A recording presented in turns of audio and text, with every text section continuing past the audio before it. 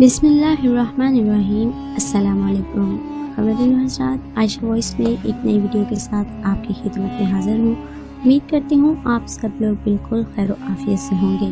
आज एक लड़के की आप बीती आपसे शेयर करने जा रही हूँ। उम्मीद करती हूँ कहानी आपके लिए रहनुमाई का बाइस होगी।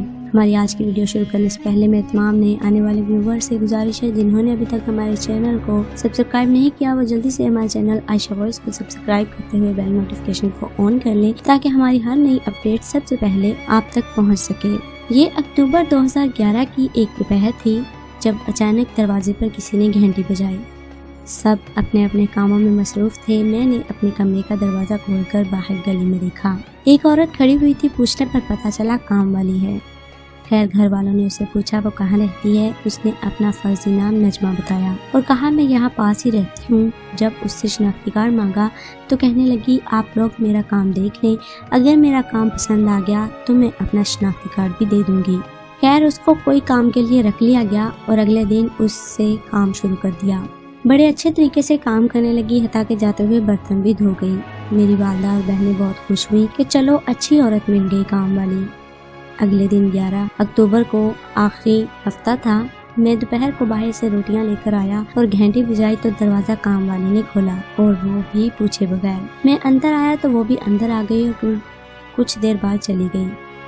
अगले दिन एतवार था, सब घर में थे। उस दिन काम वाली को कोई खास बेचैनी सी होने लगी। उस दिन वो काफी देर के बाद काम करके गई। उसके जाने के बाद मैंने घर वालों से कहा इस काम वाली की नीयत पर मुझे शक है, लेकिन घर वालों ने सुनी अनसुनी कर दी। अगले दिन वो काम के लिए जल्दी आ गई। मेरे अब्बू बैंक चले गए और बहनें ऊपर छत पर थी।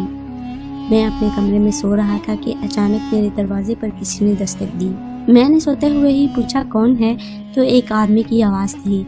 कहता है दरवाजा खोलो, मैं CID से हूँ, आपके घर तालिबान आ गए हैं। पहले तो मैं हैरान हुआ, लेकिन फिर मैंने दरवाजा खोल दिया तो एक आदमी पिस्तौल लेकर अंदर आ गया और मुझे नीचे ले गया, जहाँ पहले से मेरे घर वालों को डाकुओं ने कैद किया हुआ था। मैंने अदाकारी शुरू कर दी कि मुझे कमर में दर्द हो रहा है, लेकिन मेरी अम्मी ने मुझे चुप रहने का कहा और वो लोग सामान इकट्ठा करने लग गए।